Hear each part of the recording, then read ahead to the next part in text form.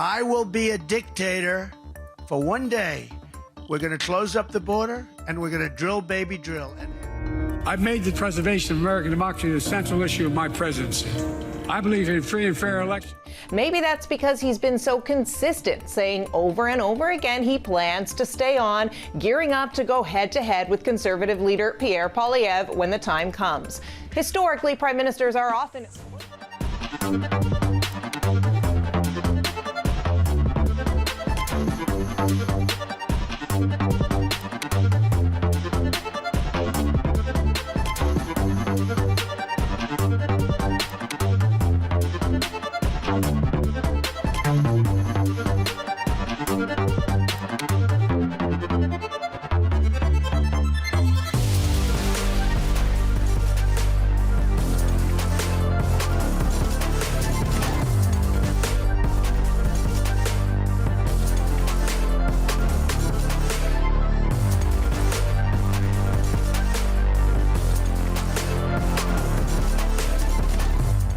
Bienvenidos a Mirador Norteamericano, una coproducción de la UNAM, la COAIED y el CISAN.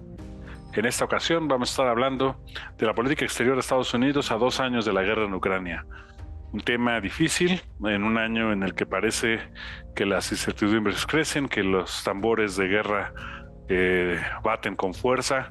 Estarán con nosotros los académicos expertos que nos han acompañado año con año dando seguimiento a este tema, el doctor Carlos Ballesteros, profesor de la Facultad de Ciencias Políticas y Sociales, y el doctor Roberto Cepeda del CISAN, quienes pues estarán ayudándonos a ver este entrelazamiento entre el escenario internacional, el crecimiento del conflicto en diferentes partes del mundo y a la vez pues conectarlo con el tema electoral estadounidense, las grandes diferencias que hay en materia de política exterior entre Joe Biden y Donald Trump, pues hace que sea cada vez más polarizante la opinión pública en esta materia. Muchos temas se tocarán en este programa, va a ser duro pero interesante, esperemos que sea de su agrado. No se vaya, estamos en Mirador Norteamericano, quédese con nosotros. Y bueno, pues doctor Ballesteros, ¿cómo han pasado 2 años, ¿no? Se han ido muy rápido para quienes hemos estado observando y siguiendo el panorama internacional. Seguramente ha sido muy lento y terrible para la población que está sufriendo esta terrible guerra, terrible y cruenta guerra en esta parte de Europa. ¿Cómo se ha modificado el escenario internacional en los últimos 2 años, doctor Ballesteros? Sí, cómo no. Pues bueno, creo que en general para mal. Los temas han ido complicando y estamos observando tendencias que han realmente ya suscitado alarmas desde diferentes perspectivas, desde la perspectiva de los jefes de Estado, también desde las perspectivas de los analistas, de quienes observamos la evolución de los cambios internacionales actuales. Y pues en los últimos 2 años vamos viendo cómo se confirma, en verdad, un cambio de circunstancias en tanto en el escenario europeo como en el escenario global. Creo que este cambio es un cambio que debe de atenderse con mucho cuidado, que tiene muchas implicaciones y que es un cambio que conecta diferentes dimensiones. El tema de la intervención rusa en Ucrania, la agresión de Rusia a Ucrania, lo que hemos visto es que en un principio hubo un momento en el cual parecía claramente Rusia podía imponer sus condiciones, podía llevar a cabo una invasión para lograr la conquista de Ucrania, integrarla a su esfera de poder, de dominación, y sin embargo vimos cómo la resistencia ucraniana impidió este movimiento y hubo un repliegue de Rusia que ha llevado a una condición en la cual Rusia controla un 20% del territorio ucraniano y ha mantenido una línea de fuerza durante estos 2 años. Después vimos muy rápido el inicio de una contraofensiva ucraniana perfilada para recuperar territorio que fracasó en el verano del del año pasado y que dejó al conflicto suspendido, en una condición de estancamiento. Tenemos actualmente un conflicto estancado, un conflicto en el cual, pues para seguir la línea de Clausewitz, la línea de defensa es la más fuerte. Rusia ha logrado establecer condiciones para defender el territorio conquistado y le ha sido muy difícil a Ucrania el poder cambiar la situación. La reciente victoria, de hecho, de Rusia en África plantea esta cuestión precisamente de un giro en el proceso de la guerra que podría indicar la capacidad de Rusia para regresar a una ofensiva con la idea de quizá de ampliar su control territorial o por lo menos consolidar su posición actual.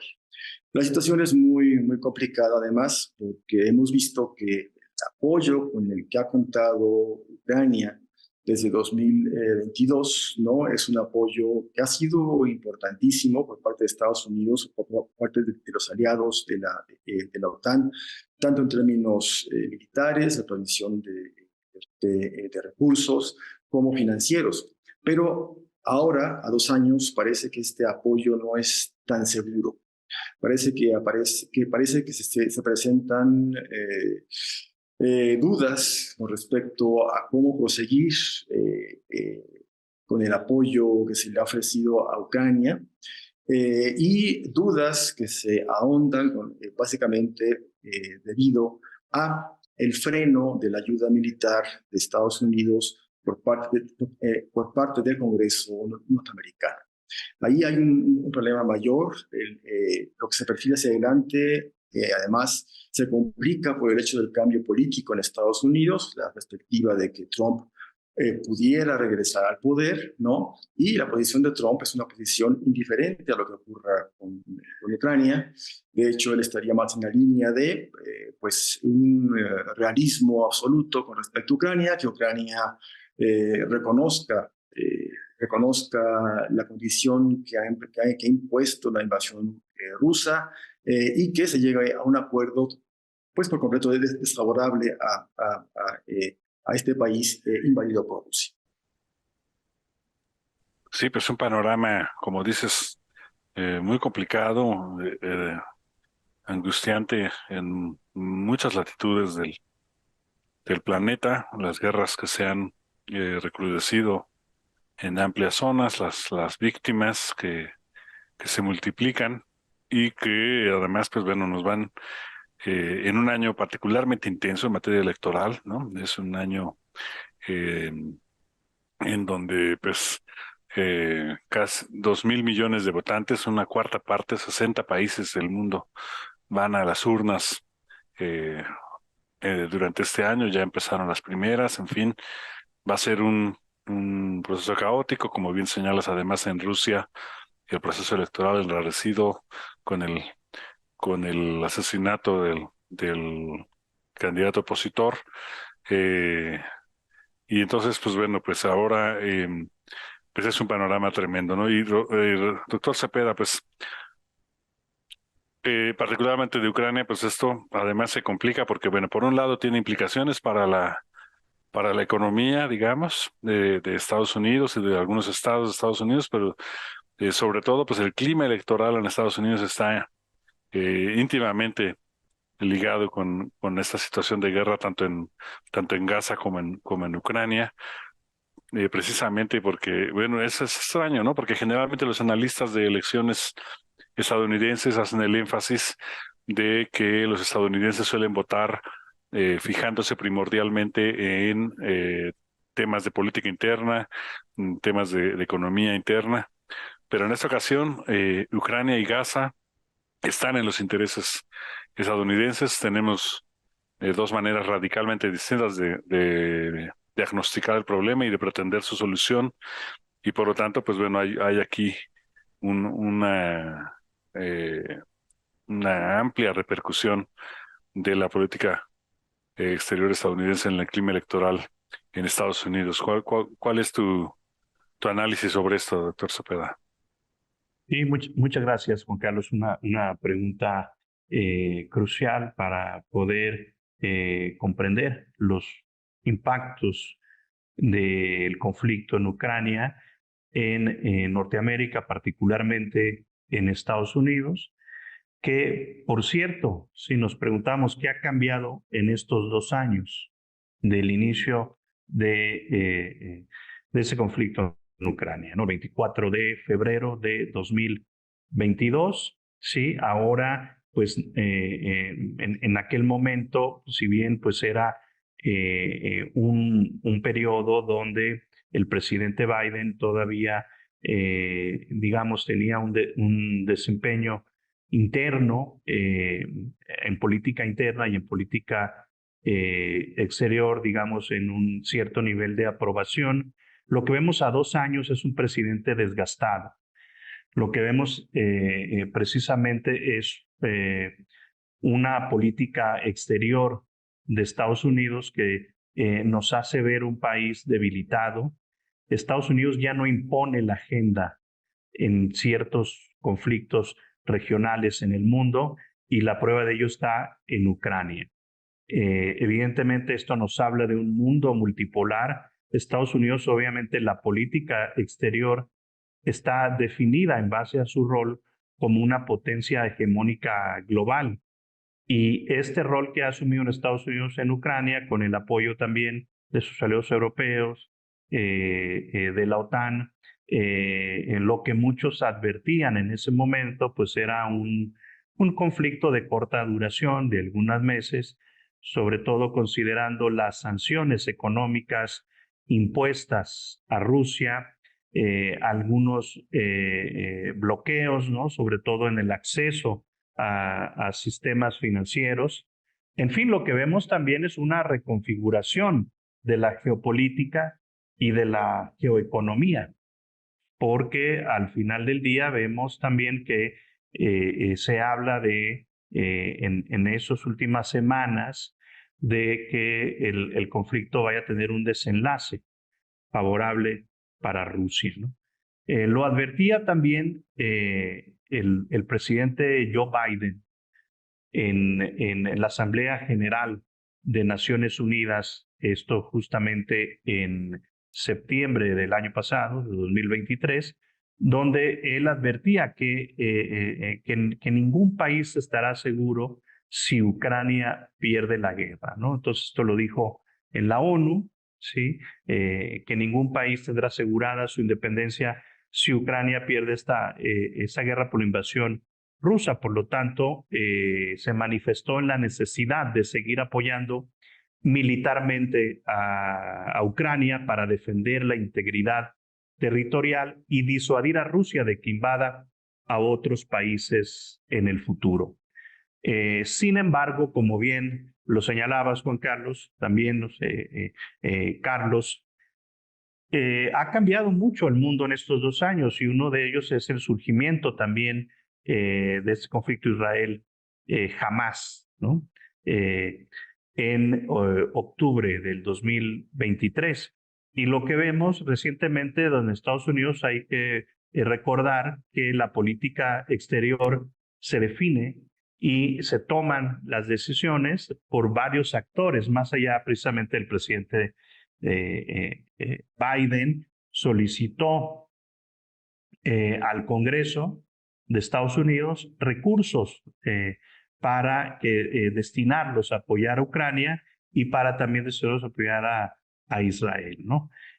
Poco más de $100,000 millones, ¿sí?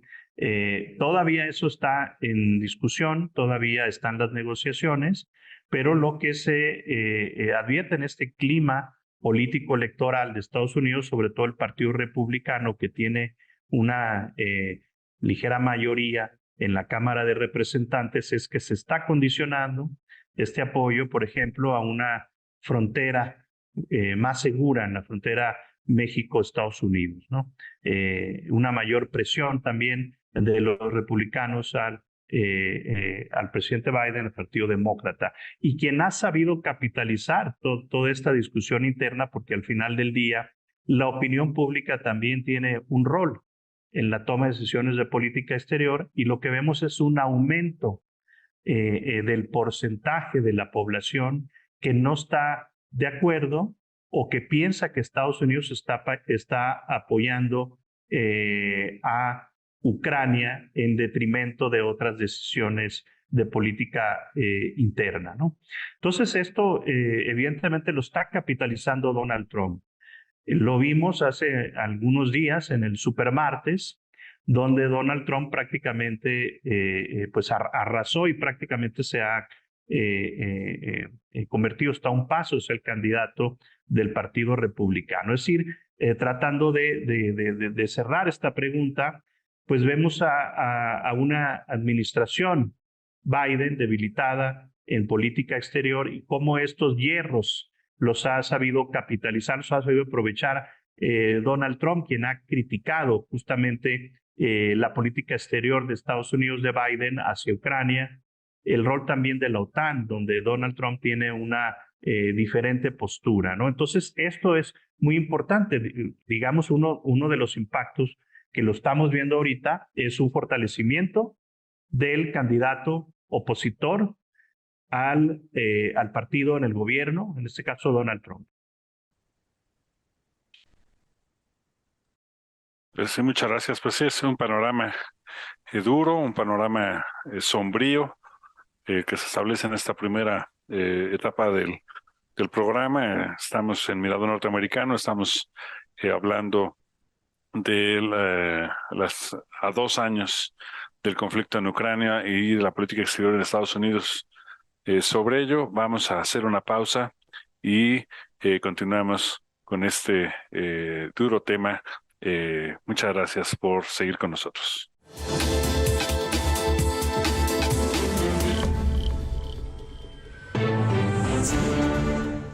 Se ha iniciado una nueva etapa de conflictos armados con grandes repercusiones globales, doctor Ballesteros. Es una pregunta nada fácil de contestar. Creo que hay que hacerle a las redes sociales el caso suficiente, ¿no? Porque en efecto, como tú bien dices, hay muchísimo ruido que confunde y lo que transportan las redes sociales muchas veces es miedo. Y además, como bien sabemos, hay una manipulación del miedo por todas partes, ¿no? De una manera muy importante. La política comunicativa rusa ha sido muy efectiva en esa promoción del miedo y en el tema de la desinformación, la famosa desinformacia, que esto viene desde la época soviética, lo manejan muy bien. Y hoy con las redes sociales eso se implementa de manera muy notable. Ahora, visto ya más allá de las redes sociales, ciertamente en el campo del análisis se observan presiones preocupantes con respecto a un ascenso de la conflictividad global, internacional, con los ejes que indicábamos anteriormente en Europa, en Medio Oriente, en Asia-Pacífico. Creo que hay esta condición de preocupación generalizada y creo que hay que tomar en cuenta lo que los propios actores están comunicando al respecto, ¿no? Actores importantes como Francia o como Suecia, ¿no? Han planteado políticas de preparación para la guerra, ¿no? De mayor compromiso, dice la Francia, con un escenario de carácter militar, ¿no? Y esto incluso, o sea, se ha hecho notar con la posición que asumió el presidente Macron al plantear la posibilidad de que hubiera tropas de la OTAN participando en suelo ucraniano.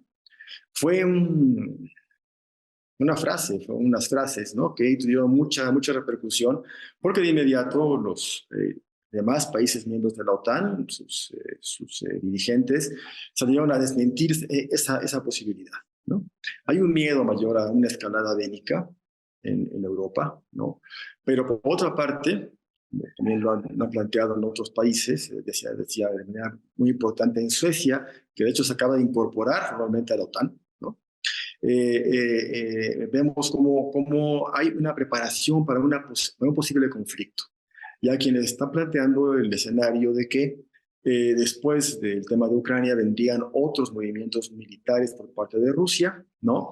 Y hay incluso quienes están planteando un escenario de 5 o 6 años en que esto pudiera ocurrir. Algo hay detrás de todo esto, ¿no? Vladimir Putin ha sido muy insistente en la idea de que no tiene ninguna intención de atacar a algún integrante de la OTAN, que eso escalaría el conflicto de manera pues, muy importante. Lo planteó en sus entrevistas, ¿no? Que han sido muy difundidas, pero lo mismo decía con respecto a Ucrania, ¿no? No vamos a intervenir en Ucrania, ¿no? Estamos acumulando fuerzas en la frontera, pero es una cuestión preventiva, ¿no? Para asegurar la posición de Rusia. Pero lo cierto es que Rusia intervino en Ucrania y está ahí pues, desarrollándose un escenario militar que ya hemos indicado como por lo pronto de estancamiento, pero que podría evolucionar en un momento dado, ¿no? Si las condiciones cambian. Hay esta situación y mientras tanto también pues en el otro escenario, en el escenario de Medio Oriente, tenemos pues un problema mayor con la acción militar del Estado israelí en Gaza. Ahí también tenemos un punto importantísimo de definición, ante todo porque pues, hemos visto que históricamente Israel ha contado con el apoyo de Estados Unidos, un apoyo prácticamente incondicional, pero en diferentes momentos ha sido Estados Unidos el que ha frenado a la maquinaria militar israelí. Este mismo esquema parecía posible en los últimos meses, ¿no? De una presión mayor de Estados Unidos sobre el gobierno israelí a fin de que frenara la acción militar en Gaza y ante todo disminuyera la mortandad de la población civil. Ciertamente ha habido un cambio, una modulación en el proceso militar que lleva a cabo Israel en Gaza. Hay menos bajas en las últimas semanas, ¿no? Pero sin embargo siguen las acciones muy violentas en la línea de desmantelar por completo el poder militar de Hamás. Esta situación, por supuesto, complica la posibilidad de un avance hacia un alto al fuego. De hecho, ha fracasado las iniciativas de alto al fuego desde el Consejo de Seguridad de la ONU, bloqueadas por Estados Unidos, ¿no? En vista de darle el espacio a Israel para que logre desmantelar la capacidad militar de Hamás. Esta situación, entonces, es una situación muy explosiva, muy difícil, y como se ha señalado antes, con implicaciones directas en la política de Estados Unidos como actor principal y definitorio de procesos globales, ¿no? En Europa, en Medio Oriente, en Asia. Las elecciones pues, en Estados Unidos van a tener un impacto en el conflicto de Ucrania. ¿Cómo ves o sea, ya desde adentro hacia afuera, doctor Cepeda, cómo es el análisis? Sí, muy bien. Juan Carlos, muchas gracias por esa pregunta muy pertinente.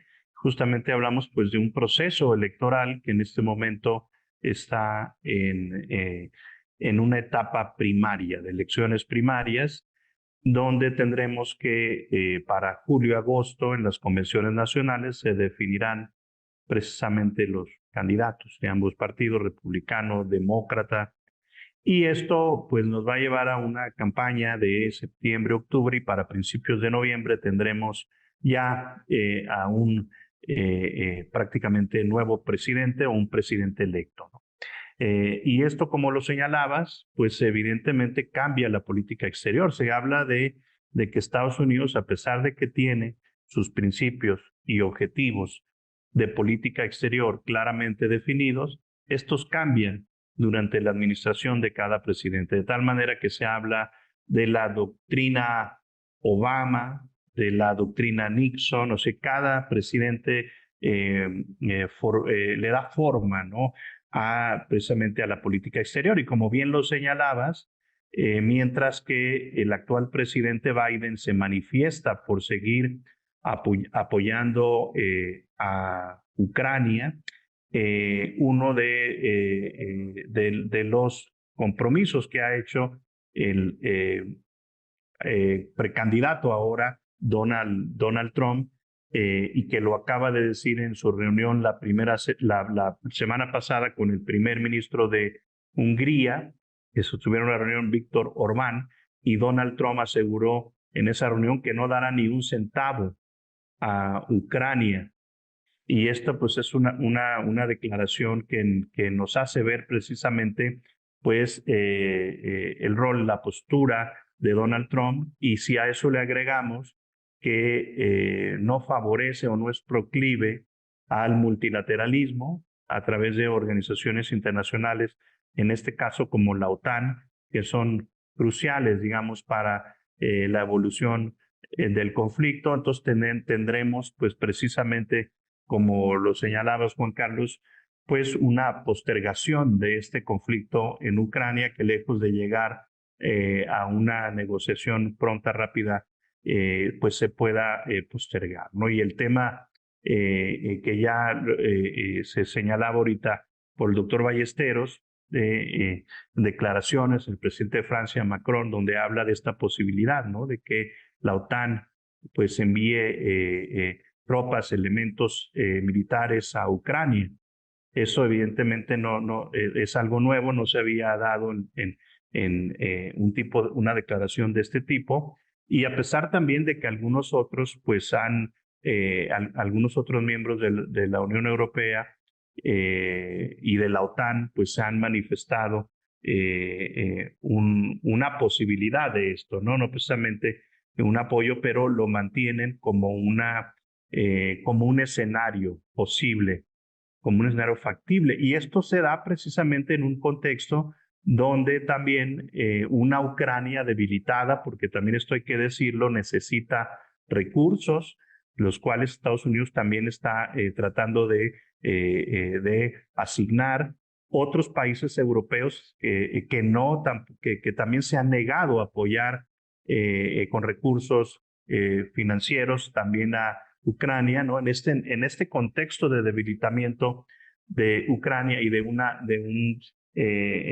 una Rusia que emerja, que surja como vencedor en este conflicto, lo que se da, que es ese dilema de seguridad que vimos, que analizamos en programas anteriores, y que tenía precisamente Rusia, presidente Vladimir Putin. Ahora es al revés. Ahora lo que está haciendo la OTAN es precisamente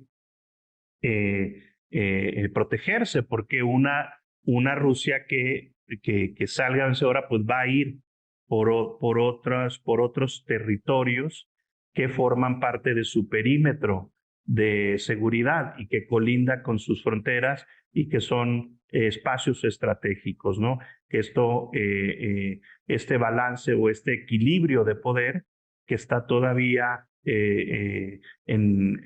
componiéndose, ¿no? Armándose en esta nueva etapa global, ¿no? Porque ya se acabó la etapa o la era de la posguerra fría, precisamente en 2020 con el COVID, con la pandemia de COVID, precisamente con este conflicto en Ucrania, y lo que estamos viendo ahora es precisamente pues una Rusia que está tratando de recuperar esas zonas de influencia perdidas, ¿sí? hacia finales de la Guerra Fría y principios de la etapa de la globalización en la década de los 90. O sea, la OTAN lo que está haciendo es advirtiendo precisamente que esos países que colindan con Rusia pudieran también verse en una situación similar a Ucrania, ¿no? Entonces, esto es lo que caracteriza también lo que dirían los teóricos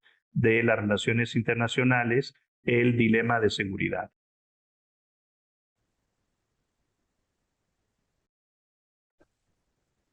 Sí, pues importantísimo pues los resultados de todas las elecciones, particularmente en Estados Unidos, pero en todos los procesos electorales se juega un papel aquí, además de la interconexión, ¿no? Con otros temas, no solamente de política exterior, sino con cuestiones energéticas, cuestiones alimentarias, la guerra financiera, el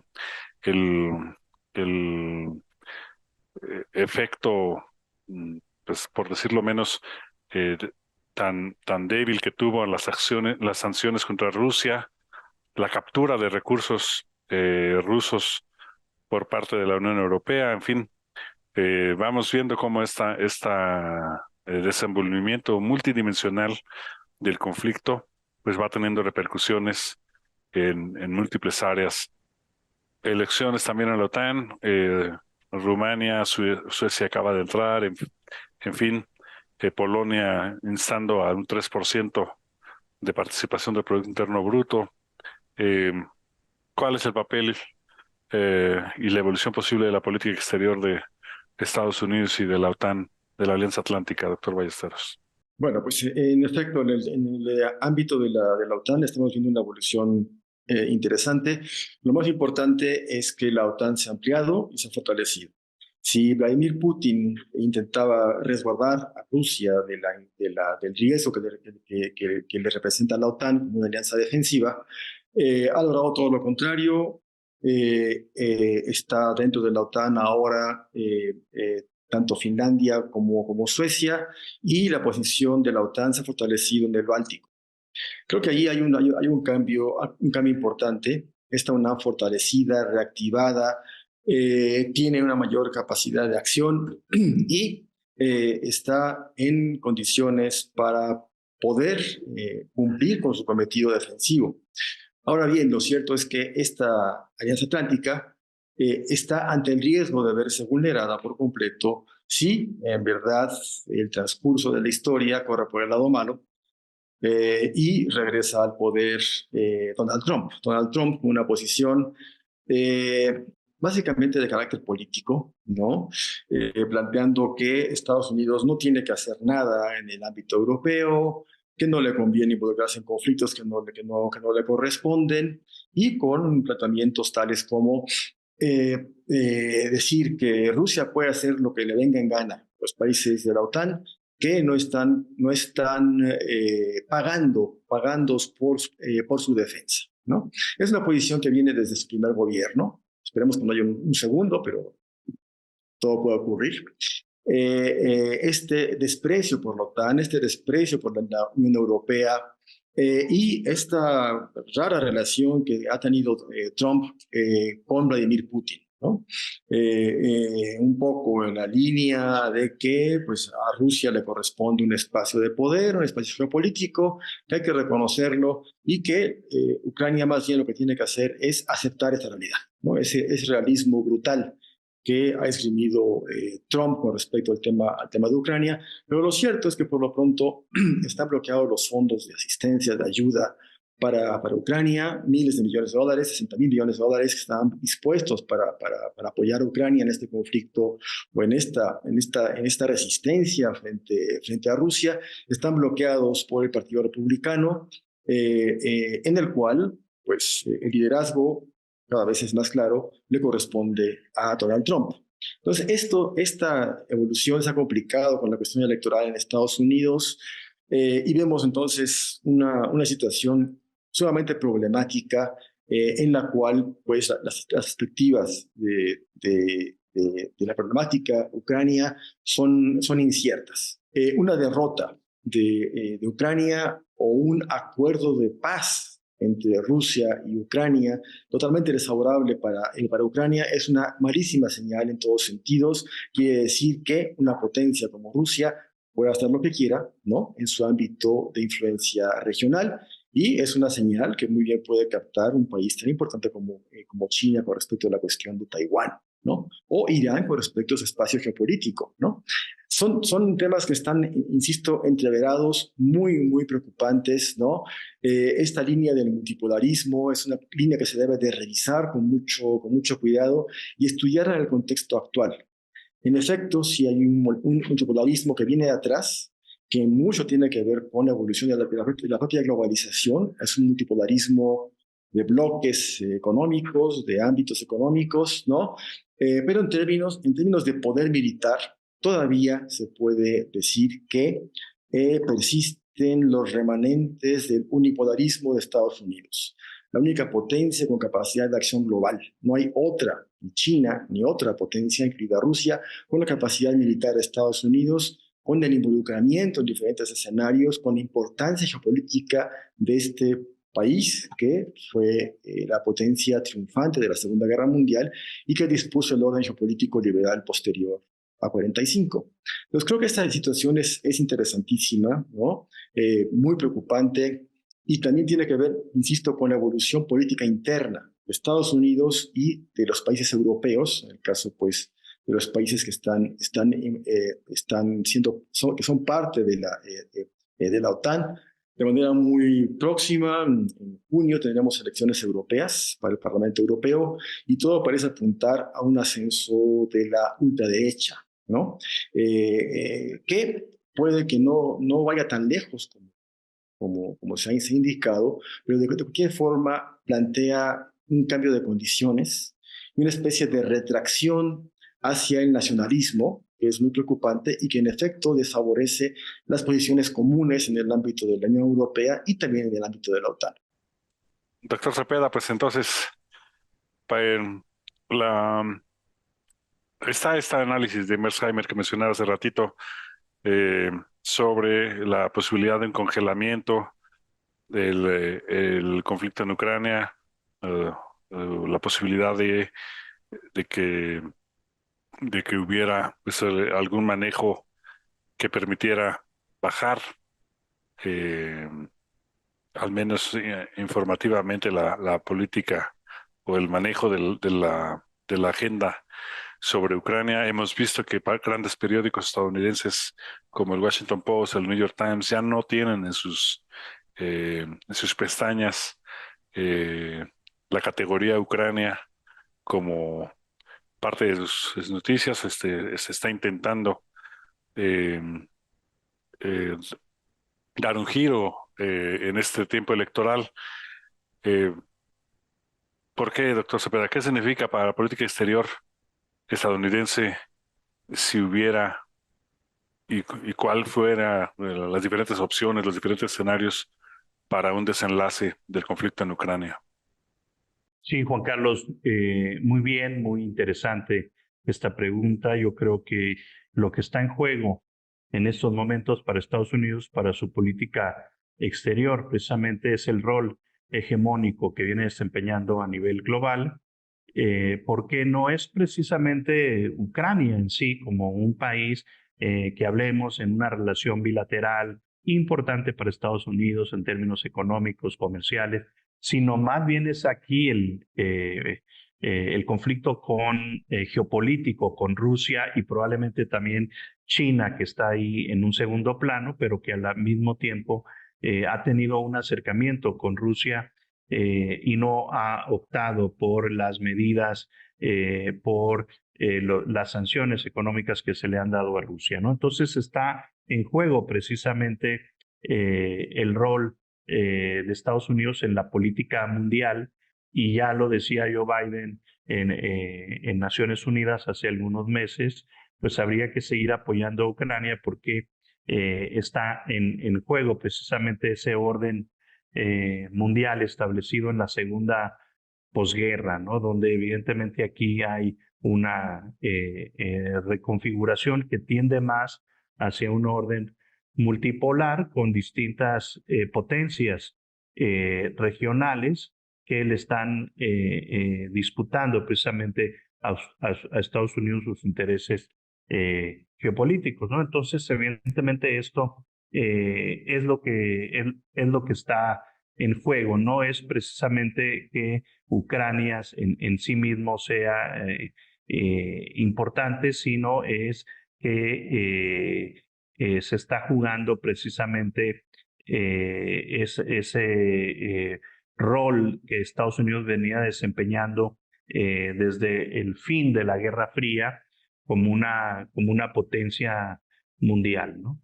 Lo cual evidentemente ha quedado claro en esos últimos 2 años, que Estados Unidos pues ha dejado de marcar la agenda, ¿no? Ha dejado de ser precisamente quien está determinando el curso de los eventos.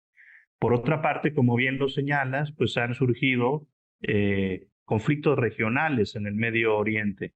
Israel, Hamas, precisamente Estados Unidos, de esos poco más de $100,000 millones que Joe Biden está solicitando al Congreso, alrededor de 60,000 van para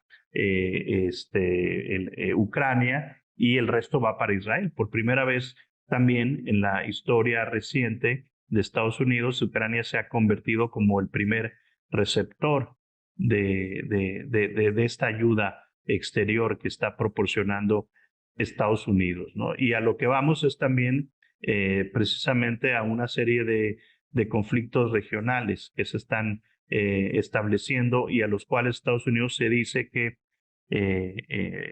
algunos expertos señalan que Estados Unidos no puede estar en dos frentes al mismo tiempo, ¿no? Eso merma, ¿no?, su capacidad económica también.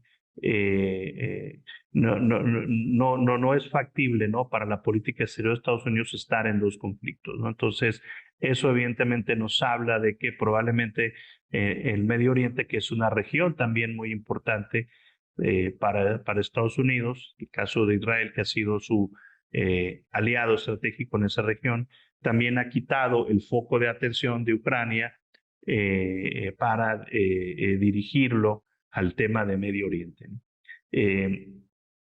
Las repercusiones que esto ha tenido, evidentemente, en política interna, ya lo estamos viendo. Se habla de que en las elecciones presidenciales inmediatas anteriores, el entonces candidato presidencial Biden ganó en algunos estados que ahora Donald Trump está apareciendo por encima de las preferencias electorales, ¿no? Y son estos estados como Pensilvania, como Wisconsin, Michigan, ¿no?, que están en la parte del Rust Belt, de los Grandes Lagos, pero también estados como Georgia, como Arizona, como Nevada, que estos estados los ganó Biden. Trump los había ganado en la elección de 2016, pero ahora están resurgiendo, ¿no?, a favor de Trump, ¿no? Entonces, lo que estamos viendo también es que evidentemente las decisiones de política exterior de Biden no han abonado, ¿sí?, a una posición favorable rumbo a la contienda electoral el próximo mes de noviembre.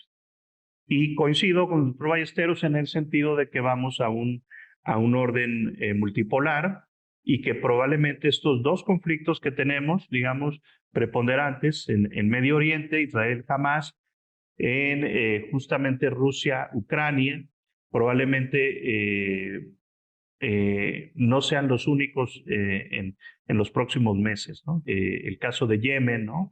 Pero bueno, esto es lo que se avisora, un mundo con mayor incertidumbre, ¿no?, donde los regionalismos van a ser muy importantes, ¿no?, porque toda esta incertidumbre geopolítica se traduce a un mayor regionalismo. En el caso de que impacte en América del Norte, pues ya lo estamos viendo de manera en el ámbito económico, donde se están rearticulando, relocalizando las cadenas globales de valor con el nearshoring y el reshoring. Muchas gracias, doctor Cepeda, y muchas gracias a usted en la audiencia que sigue Mirador Norteamericano, el último domingo de cada mes en TV UNAM. Estamos muy contentos de que nos dejen llegar hasta sus hogares. Un tema duro, el que se revisora, un año difícil de posible expansión de conflictos. Y pues bueno, aquí el análisis de los académicos. Les agradecemos mucho su presencia. Nos vemos hasta la próxima.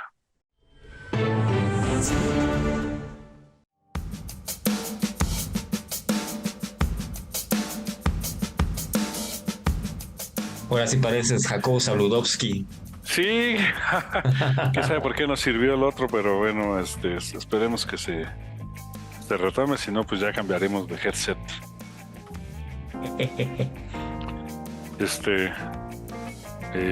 Muchas gracias. Listo.